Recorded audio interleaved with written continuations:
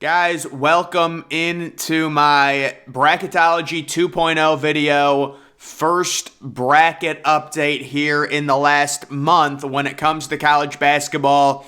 And guys, I know a lot of people aren't following closely, but this year it's setting up to be one of the best March Madnesses we've seen.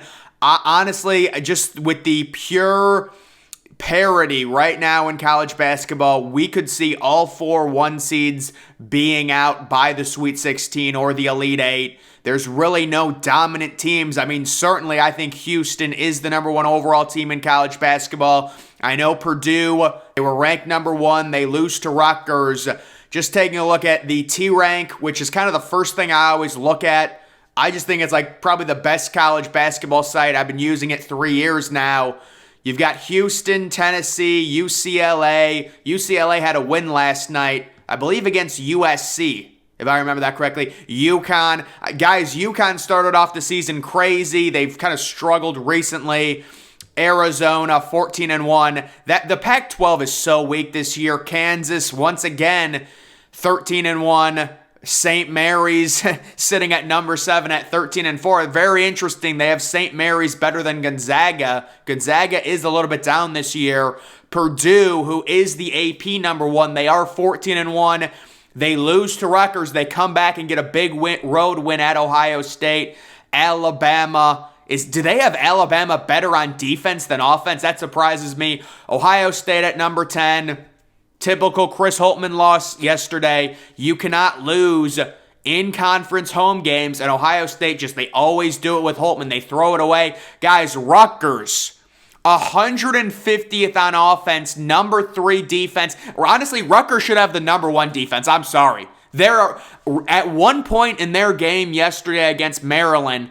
Maryland had 8 points with 2 minutes left in the first half, and then they made 3 threes. But Maryland is really struggling. San Diego State at number 12. Arkansas, Marquette, West Virginia, Oklahoma State, Texas. Of course, Texas having to fire their head coach. That's going to knock them down pretty significantly. How about Creighton at 9-6? They've had a very tough year. I'm guessing a lot of close losses. Gonzaga all the way down at 21. Virginia at 19 after their good start. How about Utah over Baylor? Wow. That surprises me. Virginia Tech, boy, the ACC has been really bad this year. Both Duke and North Carolina, not good at all. Not good. Virginia Tech, NC State, there's Duke. Indiana kind of having a letdown year at 10-4 right now. You know, they returned Trace Jackson Davis. Florida Atlantic, shout out to them. New Mexico finally lost their first game. They were the final undefeated team in college basketball. UCF, Auburn, TCU, Iona at 41. Wow. All right, guys, so I just like looking at that and looking at the offenses and stuff. I actually will go to the best defense. I like looking just at the elite teams. So Tennessee has the number 1. Yeah, Houston does have a ridiculous defense. That makes sense. St. Mary's, very good on defense. Northwestern, horrifically bad on offense, really good on defense.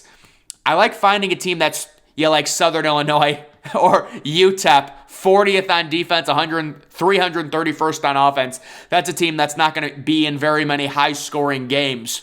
And then, guys, the bracket matrix. This is, you know what, I normally look at this first, but looking at it, UConn, Kansas, Purdue, Houston. This was updated on January 4th, so we'll see what happens, but right now, I think Houston should be the number 1 overall seed personally. Arizona probably should be a 1 seed. Tennessee has a case. Bama's probably a 2 seed, maybe a 3. UCLA's probably a solid 2 at this point. Texas is really in flux with the coaching situation. Gonzaga's probably a 3. Arkansas is probably a 3. I think Virginia, even though the ACC is not good this year, they're probably more of a 5 or a 6 seed this year, unless they can stack up wins in a weak ACC. Duke is just, their situation, they got, I don't know, I forgot who they got crushed by, but maybe it was NC State. Maybe that's why NC State has moved up so much, but they got crushed by someone, mauled by 30, and where they were losing by 30 the entire game. That's going to be horrible in terms of analytics. Baylor having a bit of a down year. Miami is a fraud. They should not be that high. They're probably going to be a 7 or an 8 seed. Xavier probably should be lower. Indiana probably a 5. I think Wisconsin's probably going to end at 8 or a 9. I think Ohio State's probably going to end a 5 or a 6 like they normally are. West Virginia's probably a 5. Auburn's probably a 6. Iowa State at 6. Missouri's probably lower. I could see San Diego State going on a solid run in the Mountain West and finishing maybe as a 4. That's still a really elite team in terms of their defense and their veteran. North Carolina, it's just been a tough year for them. I mean, they kind of had that crazy March Madness run and they returned everyone and they started the year, the AP preseason number 1, and by mid-December, I mean, they were on the bubble. That's kind of how crazy college basketball has been. Marquette probably should be around a 5 seed right now. Illinois had a rough start to their year. Virginia Tech probably should be around a 5 seed or a 6 seed. Kansas State, there's New Mexico probably getting an at-large bid in the Mountain West, but I think New Mexico is going to regress a bit. Maryland, they got annihilated by Michigan on Sunday, and then they just lost to Rutgers. I'm surprised Rutgers is all the way down at a 10. They should be a lot higher. I would say Rutgers right now is probably a 7 or an 8. St. Mary's at a 9, which is pretty crazy considering how the analytics like them. Kentucky at a 9. Man, even returning Oscar Tshiebwe, that's crazy. Memphis is kind of on the bubble. And then just looking at teams, the at-large teams, Iona is a heavy favorite in their division. The A-10 this year is terrible. Dayton had a rough start. They've kind of turned it around. Kent State is really good in the MAC. I think there's one other team in the MAC that's pretty good. There's like 2 good MAC teams. Oral Roberts has a really good offense. Bradley, or it's either Bradley or Drake, I would say, in the Missouri Valley. Yale, they're the best Ivy League. Liberty, Atlantic Sun. UMass Lowell, yes. I think they're like 13-2, maybe 14-1 or something like that. These are just kind of the favorite teams to get the at-larges, and then the teams on the bubble, LSU, Texas Tech. It's very early. You can see some. And then the other automatic. Yes, St. Louis has been a real flop this year. So has Drake. Drake has really not lived up to their preseason ranking. I know Florida Gulf Coast is decent. UC Irvine had a good start to their year. Just kind of looking, Bryant is a team that's decent from the American East. Some other teams, they're getting some at-larges. And then in comparison to the KenPom, I mean, they've got Houston pretty far and away, like 2 points, the number 1 team in the country. Tennessee at number 2, UConn 3, UCLA 4. I think those would probably be your 1 seeds right now. You know what? Probably Kansas because they only have 1 loss. Purdue, I don't know, guys. Purdue does not have enough. They've got the superstar center, possibly the player of the year, but is a center really going to carry you in this day and age? I don't know. Arizona at number 7, they've been so consistent recently. Bama, they're a real interesting team. They always have a good strength of schedule, Alabama. They always play hard non-conference games.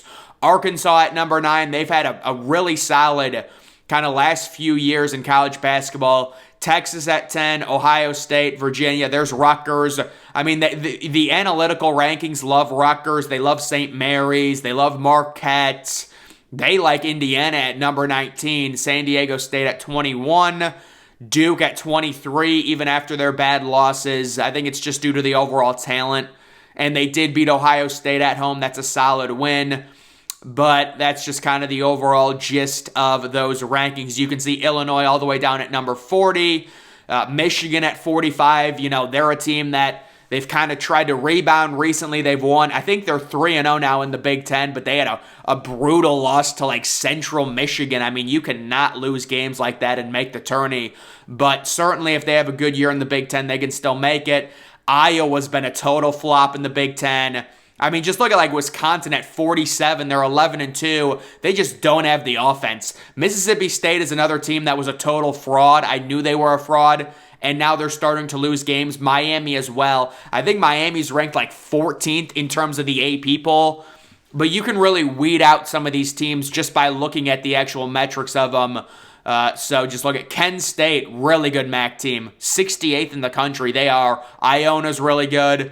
Ricky Pitino. Clemson's actually not too bad this year from the ACC. Oral Roberts at 73. I remember when Texas A&M was ranked in the preseason, and then they lost 2 straight games. All right, let's look at this bracketology on the bubble right now. You've got Memphis, Auburn, and then 2 Big Ten teams that have both been struggling. Maryland's got a very big game this weekend at home against Ohio State. Illinois, they were struggling. I think they lost to Northwestern recently. Last 4 in, looks like we've got 2 Utah State teams. So that would be a record. Utah State making the tournament twice. Mississippi State, I honestly don't think Mississippi State's going to make the tournament. The SEC's pretty good this year. I think they're going to lose more games. Oklahoma State, first 4 out. Penn State's pretty good at basketball. Recently, they've been better. They were a joke, but recently they've been better.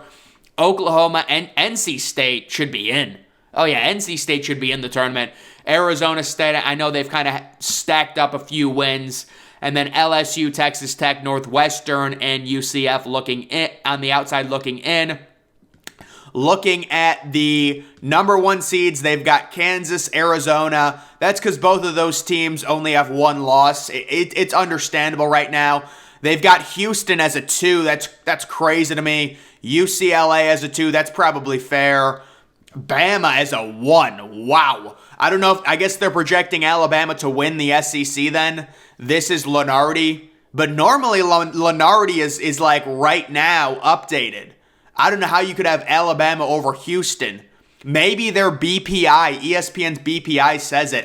Although I would be Houston dominates every game. That would shock me if the BPI actually had that. Purdue as a 1 seed because they only have 1 loss, but I would expect Purdue to lose more games.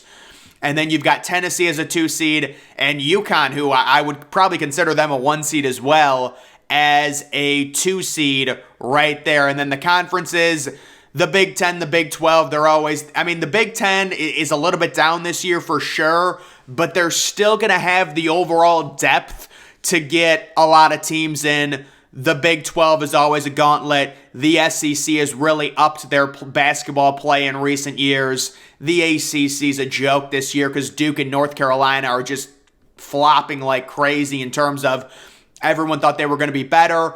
The Big East is always kind of like this average mosh pit. The Mountain West, of course, very interesting with what New Mexico is doing there. Also San Diego State. Pac-12, horrible this year, just terrible. That's how Arizona's might be finishing a 1 seed because they can stack wins. UCLA can stack wins. You're playing a bunch of uncompetitive games. You've got teams like Washington, Washington State, Oregon, Oregon State, Stanford. They're just not good. And it's just easy win after easy win. But just looking at that conference breakdown there. So, guys, that is my overall update here for Bracketology 2.0. My next one might come in a few weeks. It might come in a month. I don't know yet how I'm going to stagger these. Obviously, as we get closer to the actual tournament, they're going to come more rapid and things like that. But the last time I did this, it was like early December. It's been like a month and a half or so. So either way, guys, that's going to do it for this video. Make sure you follow me on Twitter. Link to that's always in the description. I'm, of course, the Depressed Ginger. Thank you for watching.